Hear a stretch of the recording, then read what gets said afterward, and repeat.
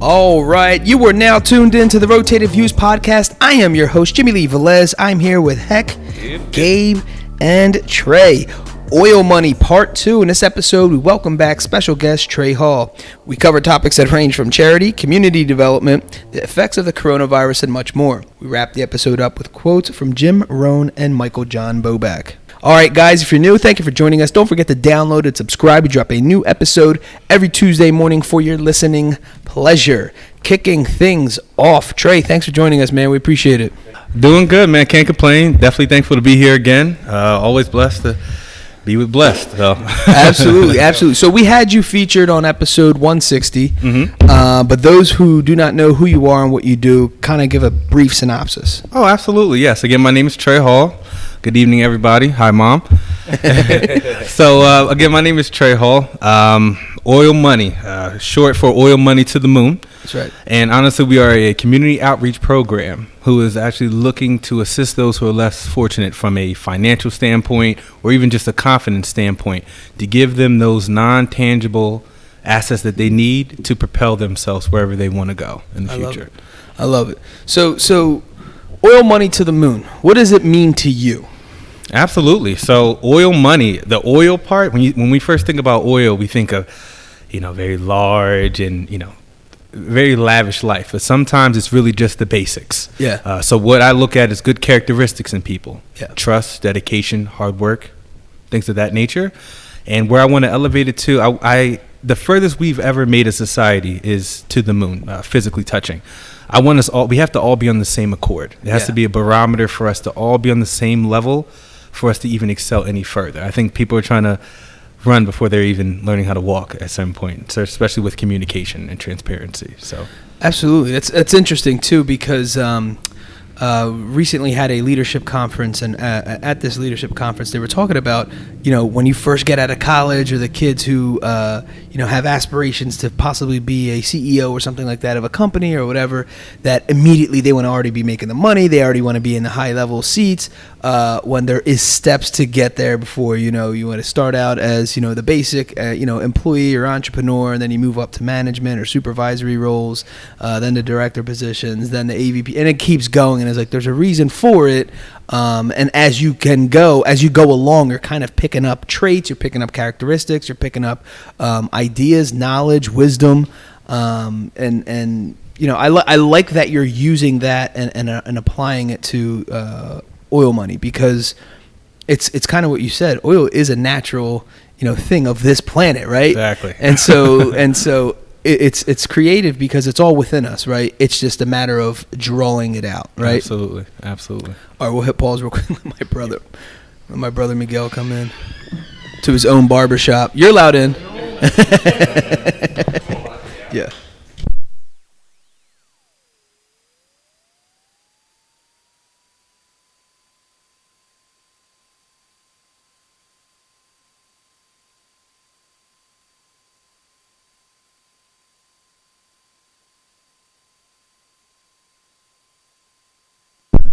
Nah, Dan first time. Yeah, I was saying. Yeah. Sitting back there. Yep, Yeah. So then I was here. Yeah, I was here. Yeah. All right. We good? Yeah, still going. So Okay. All right, so let's just rewind back, though. So how did you get started kind of in this whole mentorship, or made you even want to start this? Honestly, where it all started was me just naturally growing up, being in the position that you and who I'm talking to is those out there listening. Yeah. I was in your position first. Once I got to a certain point, I felt a little more comfortable with it, and I felt like, if I was a pitcher of water, I felt like I was full. Yeah. And now it's time for me to pour back out to everybody else's glass. Nice. So this is my turn to Yeah. give back. So me and my colleague, William, I said, hey, I need to give back. I need to help. But I also need to make some money after college. So what do I do? He's like, just try to sell shirts. And my one for Christmas, he always bring it up. He tells me, if you're trying to sell shirts, as soon as you stop selling, you're going to quit on this. Yeah. Find something more passionate. Yeah. So that's where it just came from. Being successful at what you do best. If somebody said, wake up in the morning and tie your shoe, you get paid for it, you'd probably, sure, that's you. You can do it pretty well, I'm pretty sure. So just be the best you at all times. So that's really where it started. post-college, and I just felt like I was full emotionally, that it was time for me to start giving back at that point. Yeah. That's pretty cool. It reminds me of, did you get any of that from playing sports at all? Because I see a lot of athletes have that, I think, maybe, once they move on to the next level and they know, I'm set financially, or I'm set in my career, now I want to give back. A lot of these guys have their own charities, they have their own, things going on. So I always find that impressive, especially when someone's younger. Not a lot of people think about that, because the average person, I say, was like, gimme, I'm trying to take, right? And just to have someone who's obviously younger but willing to give back so soon, did sports have any play into that, or that's kind of just naturally who you are? Absolutely. Sports played a big part. Sometimes I think I overlook it.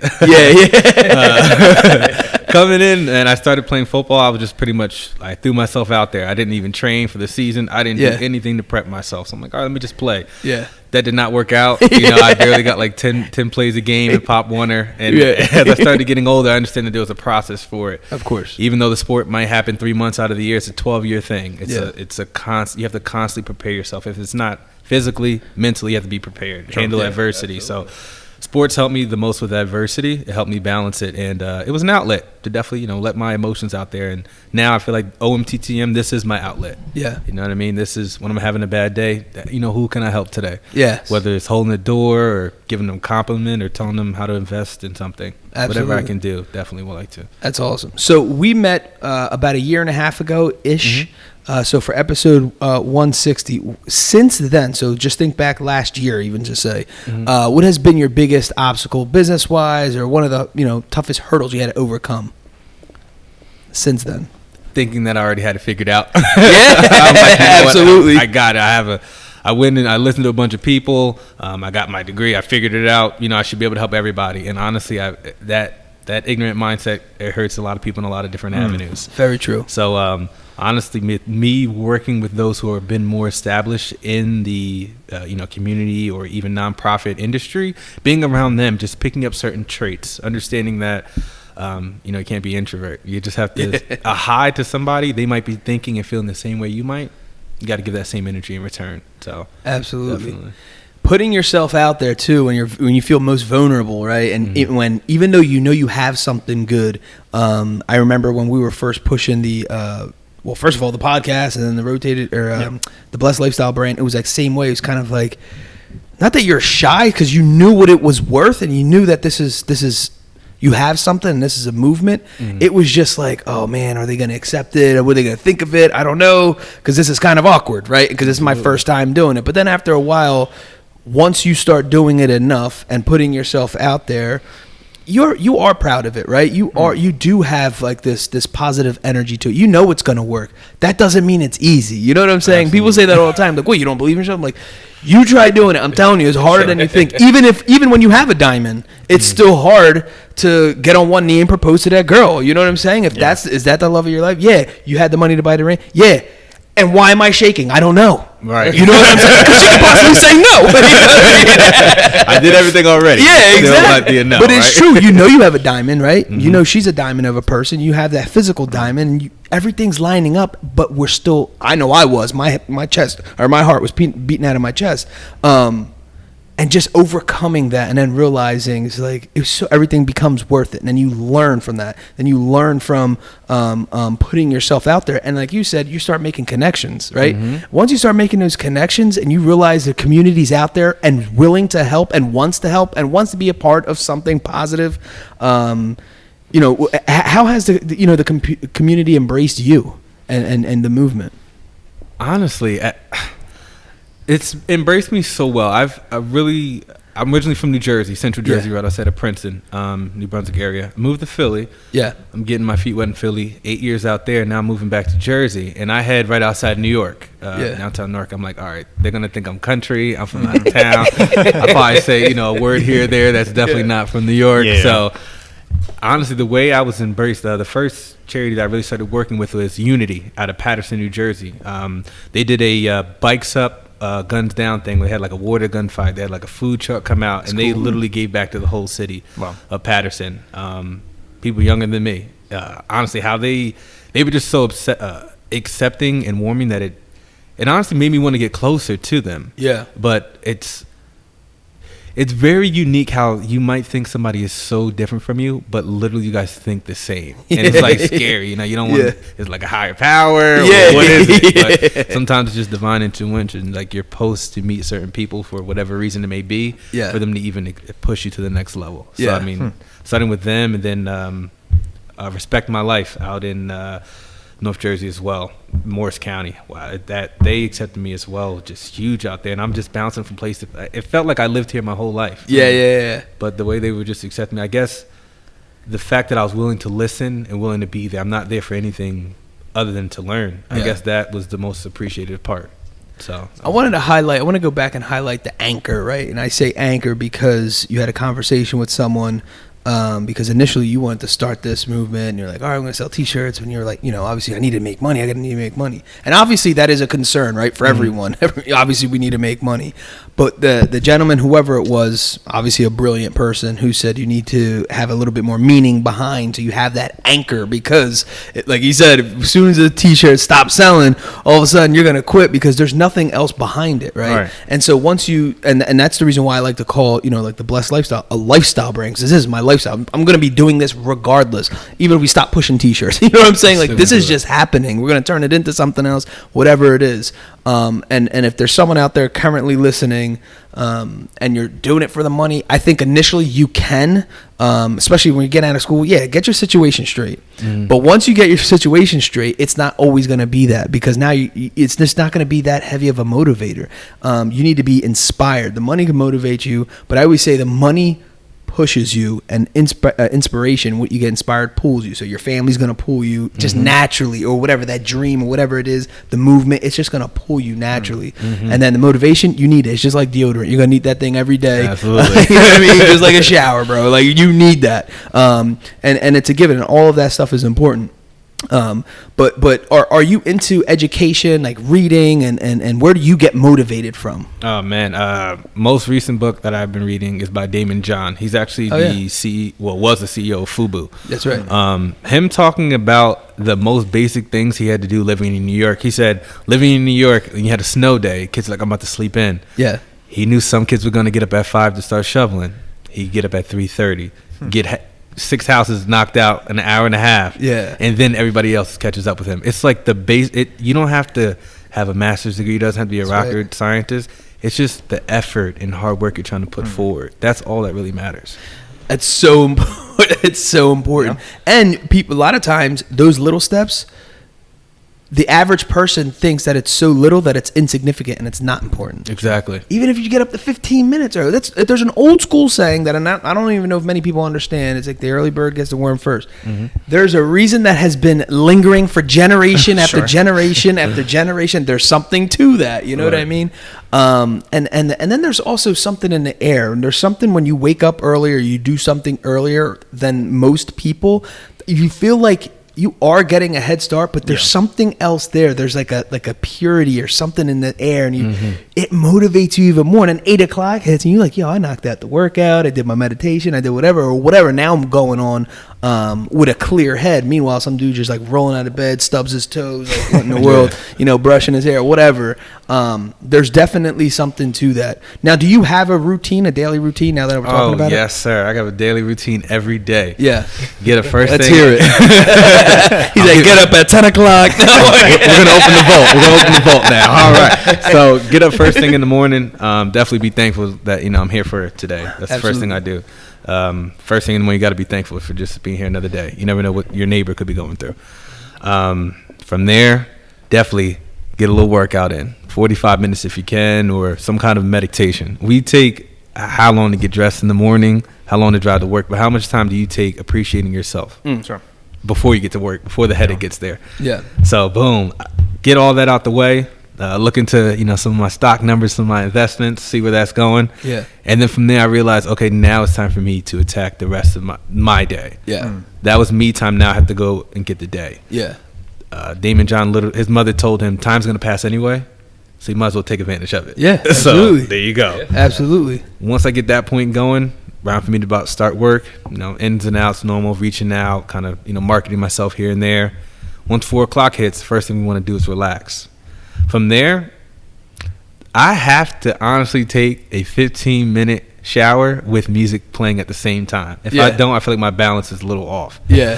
From there, after that, definitely get a good meal in, read about 30 minutes at the end of my day, and take a little time to maybe watch something on TV, watch a podcast, watch something different. I like to expand my brain and try new things, left, right, and crazy. So I'm challenging myself. I'm actually going to start learning Mandarin. Don't know much about it, but I'm going to try it. I don't know. See where it goes. Yeah, and I know one of the things for me, actually, right before the show started, me and you were talking about our commute or commuting to work or whatever it was. And I drive about 50 minutes a day. And I know one of the biggest things, which is a game changer for me, or it can be a game changer for anyone out there, is we heard a long time ago to turn your car into, like a college on wheels, so to speak. And not necessarily you have to, whatever your curriculum is really at school, but finding motivational, inspirational thing, even if it's spirituality or learning something, maybe a new language or whatever. So most people listen to either a daily show or the news or just a radio playing, and they're catching you up. Well, instead, learning X, Y, and Z, and how to invest in stock options instead of going home and listening to the latest number one hit song or whatever it is. Yeah, the gossip. And so and so it's taking advantage of what you have, and for someone to say, and I'll say this right off the bat to some people, I'm like, oh yeah, for an hour and a half I listen to educational material, or I'm learning for an hour and a half every single day. And they're staring at me. He's like, yeah, I don't have that hour and a half. I'm like, we work at the same place, and you live 20 minutes further than I do, so you have even more than an hour and a half. And he's like, what are you talking about? I was like, I listen to this in my commute, driving into work. He's staring at me. He's like, oh, I gotta listen to sports radio. Nah, man, that was my hour and a half. That's the difference maker. That's it. It's something that little. Yeah, it really is. For you, even it could be that 15-minute shower. That might mean nothing to someone. If that makes that major adjustment or shift for you, that's what works. And it's just like what people say all the time. When you get this overall general remedy of how to lose weight or how to earn money. Like, listen, everyone's different. I operate different than you. You operate different than me. There's a lot of similarities, obviously, but what works for Gabe is not going to work for me. My body type's different than Hex, and his is different than mine, and we're brothers. So you got to figure out what works for you. Because a lot of people, I know when I was first starting out, I would hear somebody's like, oh, I'll get up at 3 a.m, and then I'll start doing, my workout. And I'm like, oh my gosh, 3 a.m, I don't know if I could do all that. Right. And I took it way too far. Instead of thinking like, how about just get up a half hour earlier than you typically do? If I got up at 6, get up at 5:30, and then little by little, all of a sudden you start creating your own thing. Figure out what works for you, and just one day at a time. I know the biggest shift for me was understanding that I didn't have to change overnight, and it was that little baby steps. I mean, do you get people when you're mentoring someone? Do you get that? Are they trying to figure out, even outside of figure out who they are, figure out a day, and just trying to be the most, squeeze the day for everything it has? They absolutely do. People try to accomplish so much, and I have this same issue too. I try to accomplish everything, and I'm like, I have a deadline. Sometimes you just need to blueprint out your days. Write down 2 or 3 things that must be accomplished, and I'm not talking about work. I'm not talking about eating. I'm talking about 2 to 3 things that are separate from every other day this week. You have to you need a blueprint. Yeah. For anything. I've tried to wing so many things from college to sports. It normally just fails. I literally almost got kicked out of college my freshman year trying to wing it. So this OMTTM almost wasn't here. So thank goodness I got it together, got a structure going, and I made balance, with it. A big question that people say is, how do you balance the two? Yeah.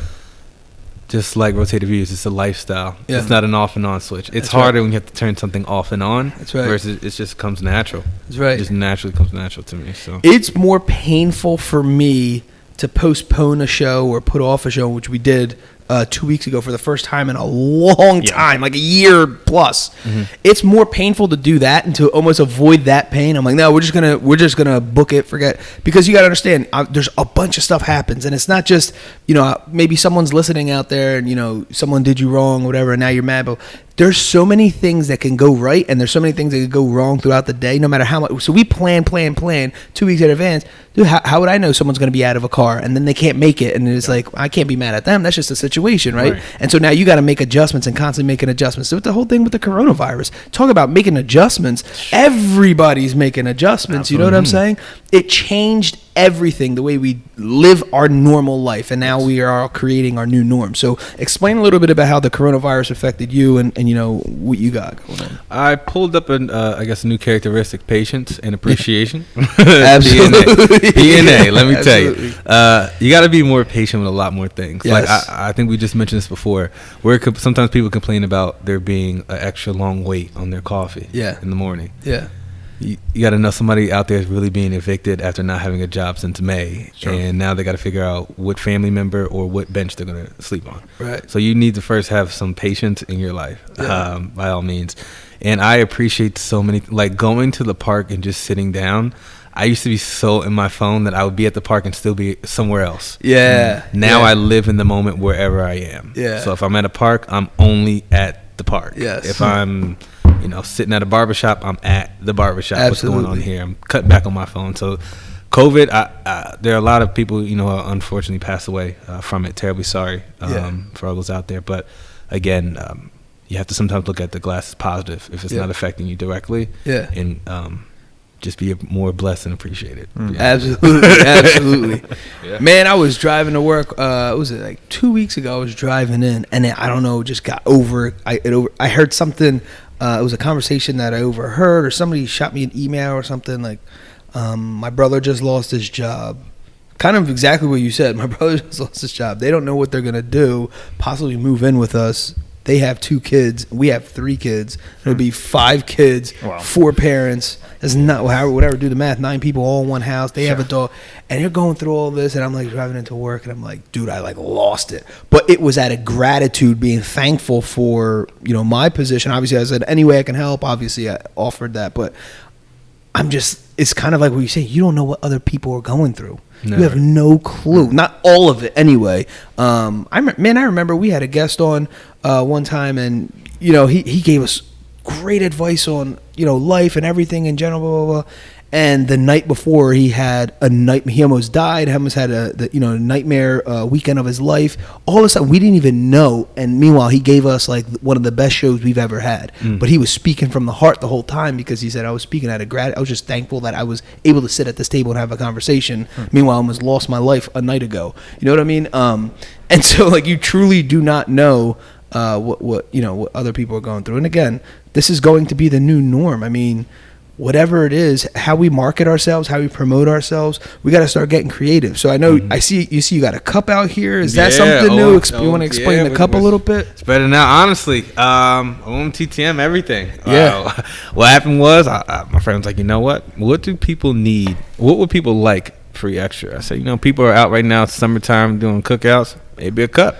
There you go. Just say, all right, well, go make some cups. Right? Simple as that. I think sometimes the hardest problem, I think Malcolm X said, a genius can turn a complicated situation into something simple. Yeah. And then somebody who's not so superior can turn a simple situation to a complex one. Yeah. So, I mean, like, honestly, with that, I was like, all right, cups it is. I mean, next we're coming out with masks, to pursue, help with COVID and just to keep pushing. But what do people need? And a lot of my merchandise I provide, that's free. Yeah, that's appreciation. That's called character. Yeah, like thank you for buying a shirt, but let me give you something in return. Absolutely. Like not saying I don't want anything for free, and not saying I don't want the whole world, but I feel like it's a barter system with certain emotions and feelings. Absolutely. If I can make you feel more confident in yourself, that's worth $1 million from me. Oh, absolutely. That's what some of us. All we need is a little push, and we could have been a lot further than where we are. Never know. So you have currently on. You have a new design T-shirt, right? Yes, sir. So explain the new design, where it came from, and everything. Honestly, COVID brought this to life. COVID brought it to life. So we put the big O on the front to represent who we are, but on the back we have Summer Madness. Yeah. It really has 2 meanings. There's actually a song by Kool and the Gang for those old enough. Yeah. It was a peaceful song, and when you heard the rhythm, it just made you feel at peace. Yeah. And then on top of that, the lady, my friend Erica, who helped me design it, she said, what is Summertime Madness? Summertime Madness, when I knew we couldn't have a traditional summer with COVID. Yeah. But what do you think about when you hear summer? I'm thinking about going down to the beach. I'm thinking about hearing the ice cream truck coming 3 blocks away. Yeah. I'm thinking about staying up. All right, sunlight, sunlight's headed down, but the lights are still on. We got a little extra time. Yeah. I want people to get back to those basics. So even though we're not there right now, you never know what could happen a month from now. They can find a Absolutely. cure and we'll be back to normal, but we have to be able to adjust and fluctuate through any kind of situation. Like you said, being prepared. Yeah, Being prepared. absolutely. That's awesome. So are you doing anything else? Are you coming out with hoodies, sweatshirts? Are you doing anything else? Honestly, the world liked it, seen it, and bought it. So Nice. I've actually been working with some designers out of New York and in LA in October. We're actually going to drop something special for everybody. Nice. And also coming up in October, Breast Cancer Awareness Month. Of course. We're actually joining up with the American Red Cross. There's actually a couple walks throughout Jersey throughout the month. But the third week, or I think fourth, we have to double check the dates. We'll be doing a walk at Middlesex County College. Nice. Definitely to provide some money back to help with breast cancer research. Nice. I think last year, Newark raised like $350,000 for a city, so hopefully we get $500,000 this year. Absolutely, absolutely. Keep on pushing. That's good stuff. Yes, sir. All right. So what are some other things you're doing to or plan to do to help develop the community? So I know you're reaching out to other charities, and we'll get into one specifically. But is anything else in the works? Oh man, I have so much in the works. I want to make sure I don't forget anything. I'm actually working with a colleague of mine, Vaughn Matthews, Willie Roberson, a bunch of guys actually known since about 5th grade. Nice. We all start going along our ways in life, and somehow we circle back around to each other. And we realized even though we all started together, we all went through different journeys and paths. Absolutely. But a lot of things were similar, and we share a lot of frustrations. Yeah. A lot of laughs too. But we really want to get together, and I think I did bring them up the last time I was here, but they're actually trying to go into like a podcast business as well, kind of Nice. like you guys. So I told them, watch from the best, check out some people who've been around, Absolutely. 200 plus episodes. Absolutely. And then you'll kind of get the gist of it. So We'll have to get them on too. yeah, definitely. Trust me, they'll be waiting for us tomorrow morning. We'll have to get them on. Yeah, definitely. Visual have been working with them, and for the upcoming year, as I mentioned, with Christmas and everything coming back around, definitely trying to do something around Christmas. Not just so much with the gifts and things Okay. of that nature, but we're still working on a couple ideas. Good, Definitely good. try to bring some warmth for the Yeah. holiday time. Absolutely. I think it's very important. There's something when you have the ability to, especially you have oil money and you have an influence, right? And when you put those two things together, I actually feel like it's almost a duty of ours because we're kind of similar, just in a different direction a little bit. But I feel like it's almost like a duty that we should be doing this. You know what I'm saying? I feel like it's like, hang on. So you have the ability to do it, right? God gave you the gifts to do it, right? Right. You have the connections, enough connections, and who knows, it might develop into something bigger. And you're not doing anything.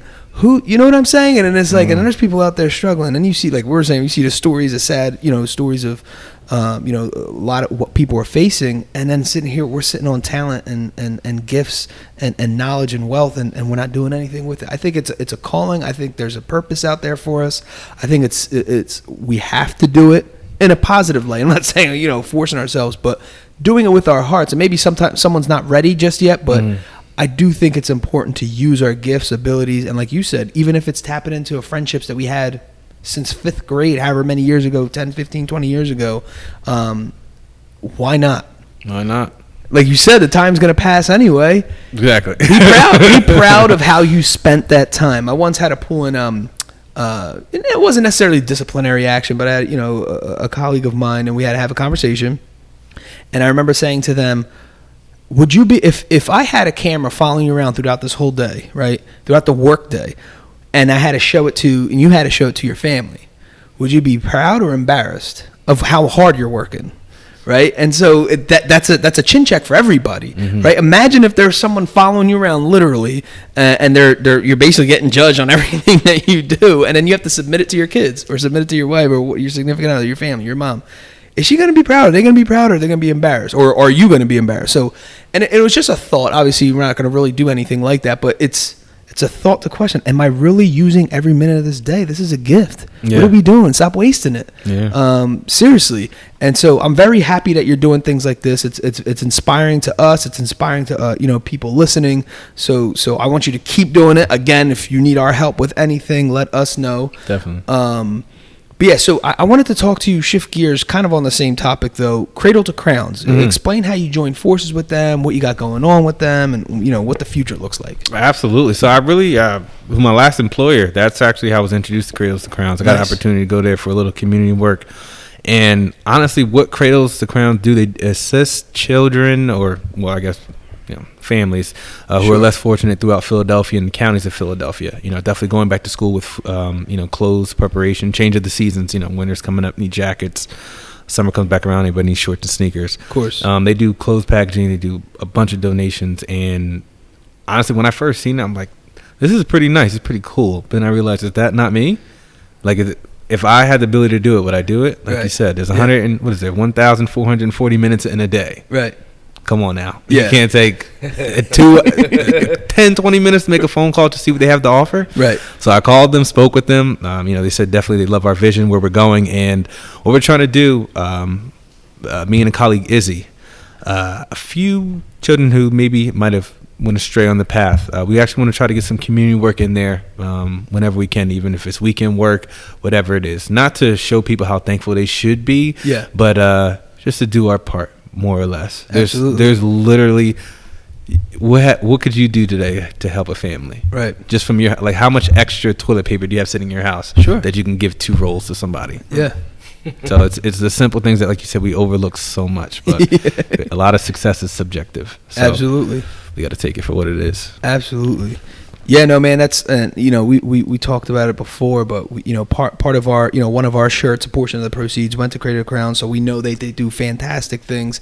I just thought it was dope that you linked up with them. And like you said, that was just a phone call that you made. It wasn't like, I think we just make things so much more complicated. All these organizations are looking for help. Period. We've had a couple on, and then I still see them still promoting, like, any volunteers needed, we need this for setup. Something as simple as helping them set up tables. You don't even have to stay for the event, but they need to help putting up the tents and the tables, tablecloth set up. Boom, you did your part. You don't realize that 30 minutes you saved the organizer, that they could have been talking or helping someone who's probably waiting around and they wanted help, but they're like, man, this thing's taking forever. Oh man, I'm embarrassed. And all of a sudden they talk themselves out of that particular situation, never got help that day, and who knows what happened afterwards. Yeah. Right. And I just got the chills. Yeah. But it's those things. That's why we're saying, like, every minute counts. Like, when you can help, you can help. You're a fully functioning, person, whatever, and you have the ability to, and you're healthy, you can do it. It's important. I think we have a bigger impact than we even give ourselves credit for. You know what I mean? And I guarantee you have friends, family members, they're all looking at you, right? And they're saying, what's Trae doing? What's he doing with oil money? Is he going to quit? Is he going to make any more links? Is he going to make any more connections? Is he going to get bigger? The question, hopefully, is yes, but they're watching because they want to see it happen. And that's why it's also so important to not give up, to keep pushing. Yeah. I'm saying, obviously not you, but I'm saying if someone's out there listening, they have a charity and they want to quit because of the struggle, there's so many eyeballs on you right now. So everyone's watching your every move. There's probably like a 14, 15-year-old kid. Yeah. You don't even know, part of your neighborhood or wherever you grew up, or someone's little brother. It's probably one of your boys' little brother. They want to be just like you. And so they're watching. They're like, oh, yeah, remember he had something. It was gold, man. It was oil, literally. And he quit, right? And so when you start thinking about that, the people that we influence, that's almost just as important as our own dreams and aspirations, the people that we're actually influencing. And we don't even realize that all these eyeballs are on us. We have no idea. We talked, when we first started this podcast, we're like, man, ain't no one listened to us, but we got to keep going. I know. Yeah. We got like 14 views, 15 views. Next week was like 100 views. Like, okay, we got a little something. Soon we got up to the thousands, and we're like, all right, we got something here.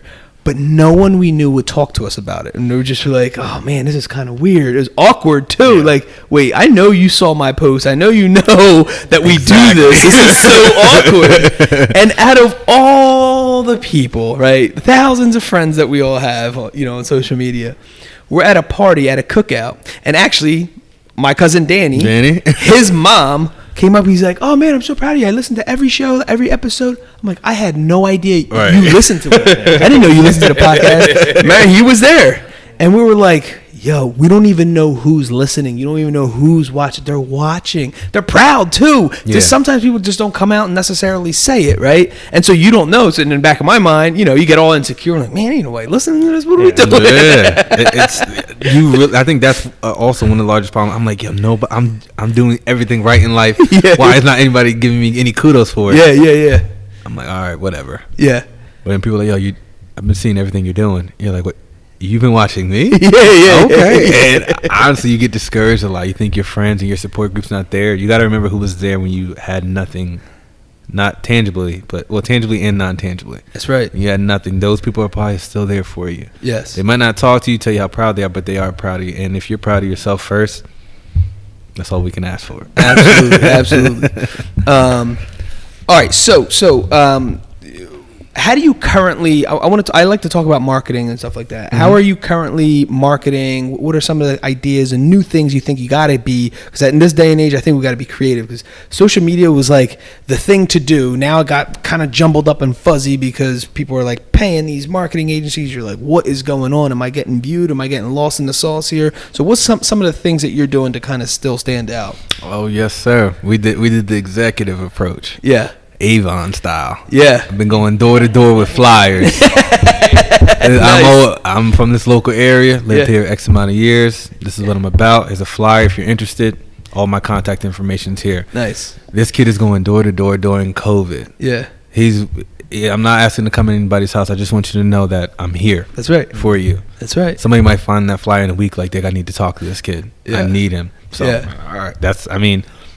Honestly, I think that's been the best thing for me. I literally stood in the middle of Times Square with this shirt on, telling everybody about my business. Yeah. Why not? Yeah. At that point, I was in transition of jobs and I had so much time on my hands. I said, all right, it's $5 to get in the city, $5 to get out. What if I make $1 million from going in and out of $10? Yes. You never know. Stood right in Times Square. Trae Hall, nice to meet you. OMTTM. No just stands for next opportunity for me. So I like no's. No's just get you one step closer. You know what I mean? If you ever heard the Hollywood story, it's going to take 99 films for you to fail. For that 100th one, they'll say, all right, let's think about directing it. Yeah. So just keep going, keep going. You got to love the no's. You got to love them. That's awesome. And to kind of piggyback on that approach, when we were actually doing direct sales, and one of the ideas of what you just said was, because sometimes you kind of get scared, or you think, you don't know if you can properly handle rejection or whatever it is. Obviously not you. You said you like the no's, but the idea they implanted in our heads, which I always thought that was fantastic, and I still use it till this day, is, are you going to let that person doesn't even know you, are you going to let that stranger stand in the way of your dreams? And that was it. It was just that one thought. You're going to let that person stand, feeding your family? Right. And you're like, what? Dude, that is one of the most trippiest things I still have ever heard. And so when you become scared, and I know you're about to do, I was talking to Gabe earlier about doing a presentation, you kind of, your stomach gets in knots right before you're about to do it. Like, I got this. I did all the preparation. I know, and I'm not going to let this, take over, let my emotion take over my thing after I prepare all this time. No, get out of here. I got this. Boom. And you go in with confidence. But it's the same thing if you're out there reaching out, going business to business, house to house, explaining your passion, explaining your business model, whatever it is, and just seeking help. How can someone be mad about that? Right? Yeah. It's like, okay, I'm wanting to help people. Do you want to help me help people as well? It's about as basic as it gets. Basic as it gets. So, and if they say no, it's kind of like you said, it's, they're missing out, and you become stronger mentally, and you just keep grinding it out. Mm-hmm. So what's your recommendation to anyone trying to jump into charity or education business right now?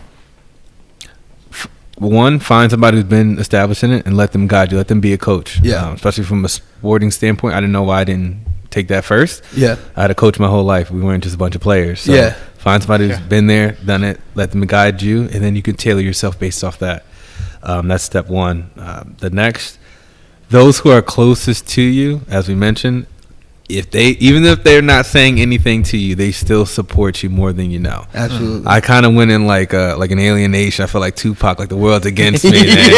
Nobody wants to see me do good. But if something happens to me, everybody's gonna post about it tomorrow. Like, oh, we love Trae, such a great guy. Yeah. I had that mindset, and I was like, hold on, man.